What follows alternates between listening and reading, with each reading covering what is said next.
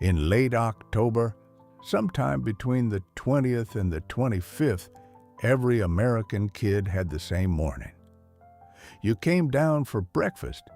The mail was on the kitchen table, and on top of the mail was a catalog so thick it could break a foot if it fell off the counter.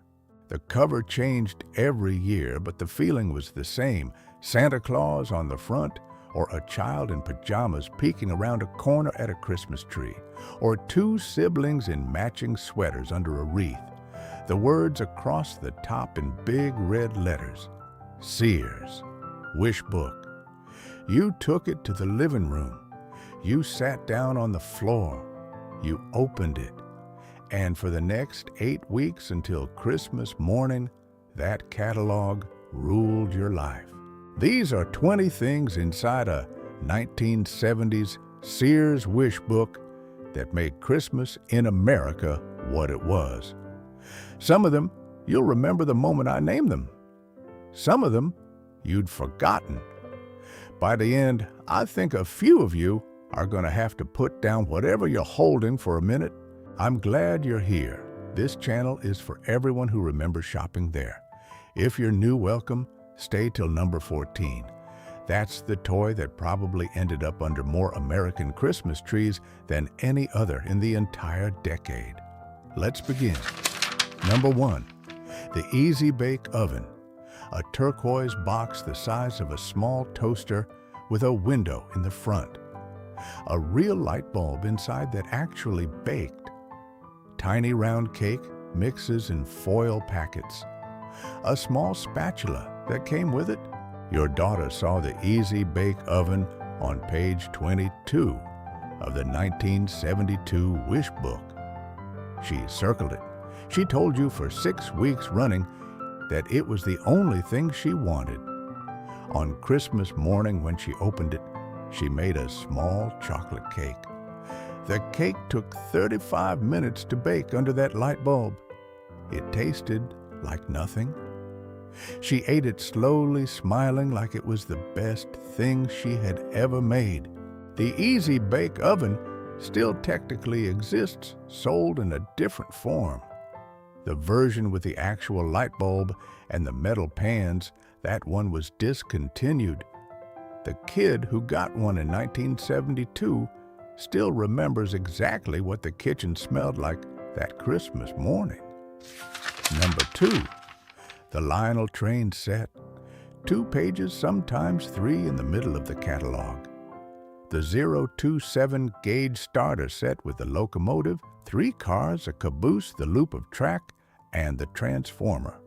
Around $18. Your son saw it. He didn't ask. He just kept turning back to those pages. You bought it. You stayed up until 2 a.m. on Christmas Eve, assembling the track around the base of the tree.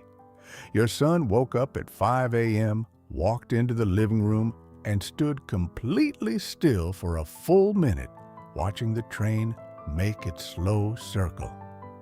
He played with it for the next 40 years. Lionel still exists. The starter sets in the modern Lionel catalog cost 10 times what they cost in 1972. Most American kids will never own one. The ones who did in 1972 never forgot what it felt like that morning. Number 3, the Big Wheel. A plastic tricycle with an oversized front wheel, bright red. The brake on the back was just your foot. The riding position, low to the ground. Your son begged for the Big Wheel. He saw it on page 165. He wanted the one with the chopper-style handlebars. Christmas morning, he took it out into the driveway. He rode it down the block. The plastic wheel made a roaring sound on the concrete that every parent in America heard every Christmas morning of the 1970s. The Big Wheel went out of production in the early 2000s. There have been a few attempts to bring it back. The original sound, that low plastic rumble, is something most American adults under 60 have never heard. Number 4, the Hot Wheels track set, the orange plastic track, the loop, the booster section that you pressed and the car would shoot forward at terrifying speed, the set that turned your son's bedroom floor into a racetrack. The Sweet 16 set was the Holy Grail. 16 cars with the original red lines, around $12 in the 1970 Wishbook.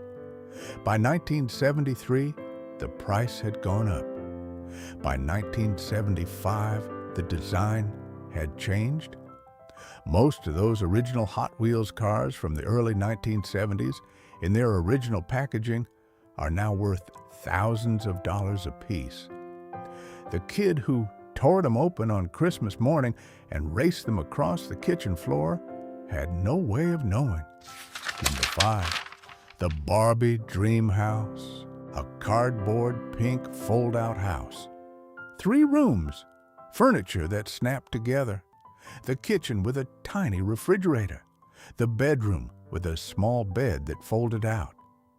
Your daughter saw it on page 84. She wanted the townhouse with the elevator that you cranked by hand. The elevator was the entire point. You bought it. You spent an hour Christmas Eve assembling it. Your daughter played with it for 6 years. The original 1970s Barbie townhouse is now a collector's item. The cardboard ones from the 1972 Wishbook in good condition sell for over $200. Most of them ended up in the trash by 1985. Number 6, the $6 Million Man action figure. 12 inches tall, Steve Austin in a red tracksuit. The right arm had a panel on the back that lifted up to show the bionic circuitry. The right eye, when you looked through the back of his head, gave you a magnified view simulating his bionic vision. Your son saw the $6 Million Man in the 1975 Wishbook. He wanted everything: the action figure, the bionic Bigfoot, the Mascotron villain, the Mission Control headquarters. The figures are still made by collectors today in limited runs. The original 1970s ones with the right packaging sell for hundreds of dollars. A boy in 1975 who saw them in the Wishbook had no concept of money. He just wanted them. Number 7, the Mr. Microphone, a small handheld FM transmitter with a red microphone. You spoke into it and your voice came out of any nearby FM radio. Around $14 in the 1978 Wishbook. The commercial showed a teenager in a convertible holding the Mr. Microphone out the window, his voice booming from the radios of the cars next to him at the stoplight saying, "Hey, good looking. I'll be back to pick you up later." Your son got one for Christmas in 1978. He used it for a week. The novelty wore off. The microphone ended up in a drawer. But for that 1 week in late December, every kid on the block had to come over and hear themselves on the radio. Number 8, the Sears Tower-shaped catalog cover from 1973. This one is specific. The 1973 Wishbook had a special cover in honor of the Sears Tower being completed that year as the tallest building in the world. The cover featured a Christmas tree shaped like the Sears Tower, with toys arranged in a step-like formation. That catalog, the 1973 Wishbook, is now one of the most collected pieces of Sears merchandise. In good condition, it sells for over $100. The catalog you used to leave on the floor with crayon circles around every page is worth more today than what was inside it cost. Number 9, the Atari 2600. By 1977, the Atari 2600 was on the back pages of the Wishbook. around $200, which was over $1,000 in today's money. The wood grain console, the 2 joysticks. Combat, the game that came in the box. Pong, Pac-Man when it came out a few years later. The Atari changed everything. Your son saw it. He asked. You looked at the price. You put it back on the page. By 1981, the price had come down. You bought one. He played it for the next 5 Christmases. The original wood grain Atari in working condition with the original box is now a sought-after item. The kid who unwrapped one in 1981 spent the next month sitting 2 feet from the TV. Number 10, the Stretch Armstrong. A rubber action figure filled with corn syrup, bright orange. You could pull his arms and they would stretch 4 feet. Then they would snap back to original size. Your son got Stretch Armstrong for Christmas in 1976. He stretched him every which way for 2 weeks. Then your son's friend bit Stretch Armstrong's foot to see what was inside. Corn syrup leaked everywhere. The figure was ruined. Your son cried. Stretch Armstrong has been reissued multiple times. The original 1970s version with the original corn syrup filling is now considered a collector's piece, mostly because so few survived intact. If you've made it this far, you've already remembered 4 or 5 Christmas mornings from your childhood. I'm working on a printed Wishbook companion guide, every major toy from every Wishbook from 1968 to 1985, with the page numbers and the original prices. If you'd like a copy when it's ready, the link is in the description below. Free for subscribers in the first week. Now back to the list. Number 14 is the toy I promised. Probably under more American Christmas trees in the 1970s than anything else. Number 11, the Light Bright. A black plastic frame with a grid of small holes, a box of colored plastic pegs, a piece of black paper with a pattern dotted on it. You push the colored pegs through the paper into the holes. The light bulb inside lit up the pegs from behind. The pictures glowed, clowns, Christmas trees, birthday cakes. The pegs always got lost. The papers got crumpled. But on Christmas night in 1971, in dozens of darkened American living rooms, kids made glowing pictures and showed them to their grandparents. Leitbridge still exists in modernized form.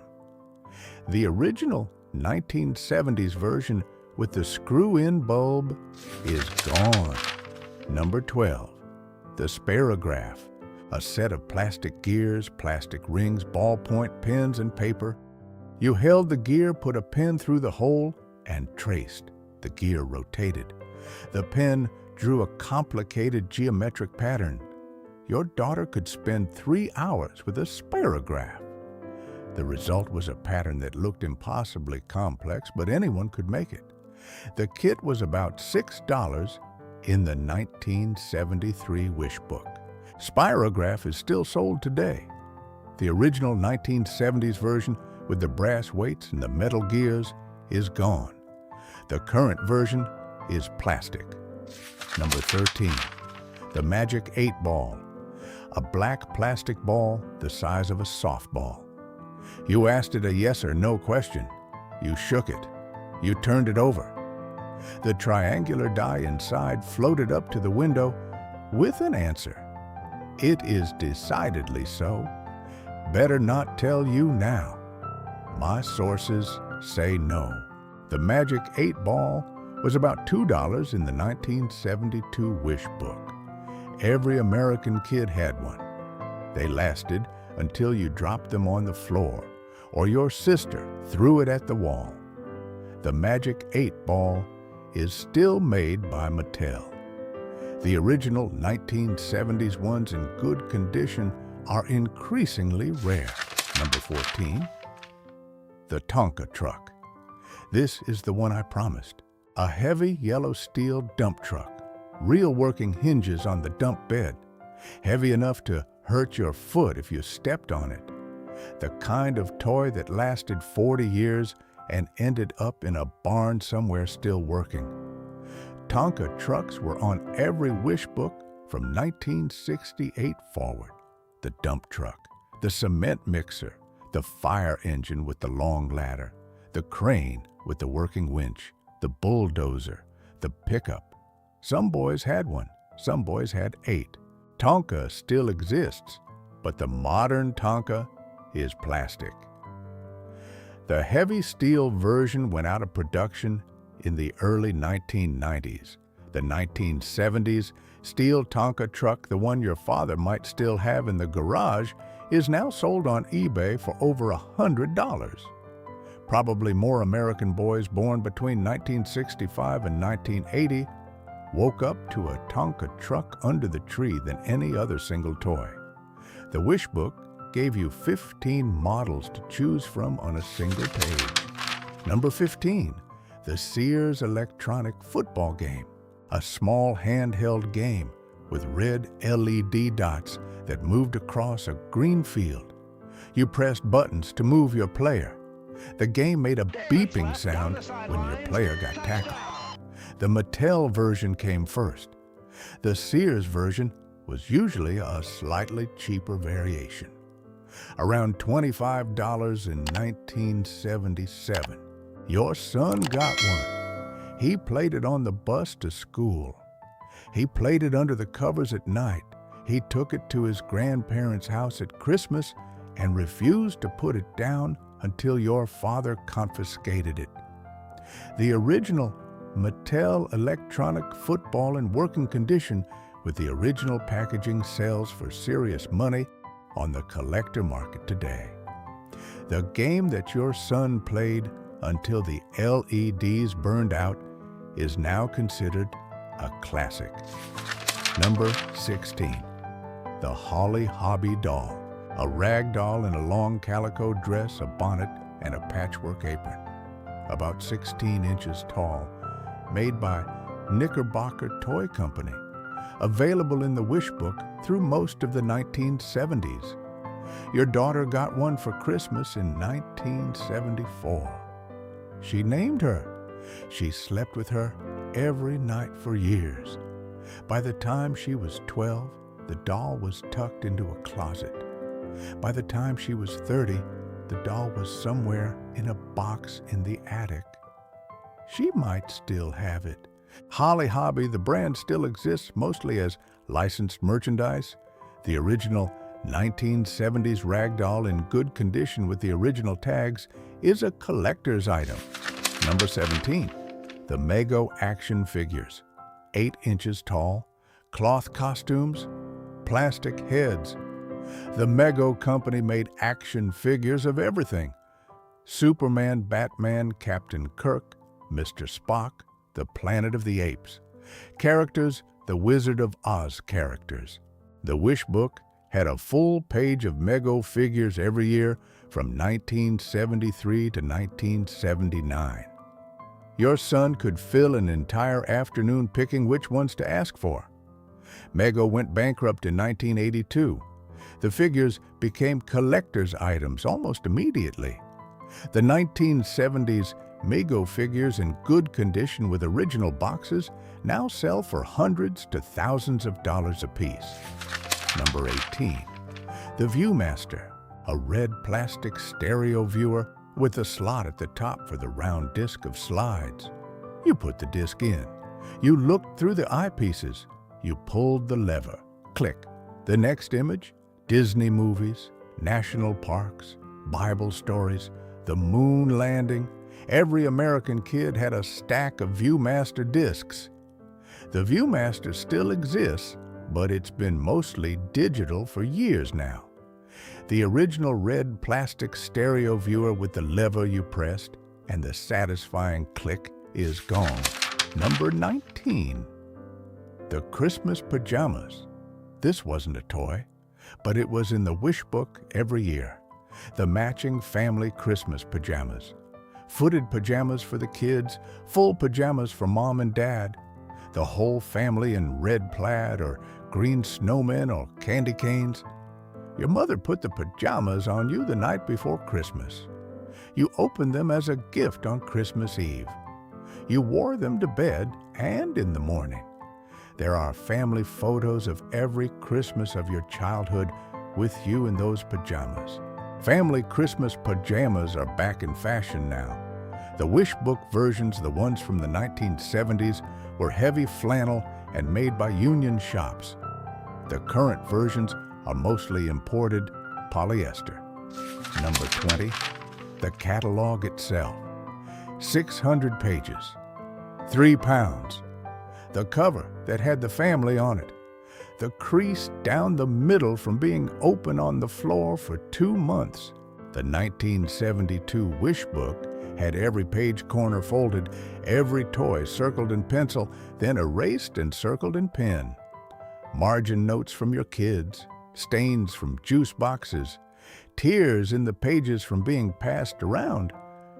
That catalog in 1972 was the single most important piece of paper in your house from late October until Christmas morning. It was anticipation made into 1,000 pages. It was every wish your child had listed and pictured. It was the thing your family planned around for 2 months. The Sears Wishbook stopped being printed in 2011. Sears tried a small revival in 2017 and 2018 with thinner books, fewer pages. By 2020, even those were gone.